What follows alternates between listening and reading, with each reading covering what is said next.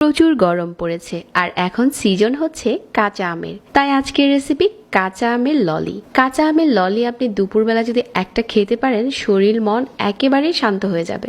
কাঁচা আম নিয়েছি 4টার মতো। তারপর পর্যাপ্ত পানিতে এই কাঁচা আমগুলো দিয়ে সিদ্ধ করে নিচ্ছি। তারপর মাঝারি আঁচে বেশ কিছুক্ষণ জাল করে নিয়েছি। এখন আমটা সিদ্ধ হয়ে গেছে। পানি থেকে উঠিয়ে পুরোপুরি ঠান্ডা করে নিয়েছি আর এটার এখন খোসা ছাড়িয়ে নিচ্ছি। এটা আপনি পাকা আম যেরকম খোসা ছাড়ান, সিদ্ধ করার পর ঠিক এরকম হয়ে যাবে।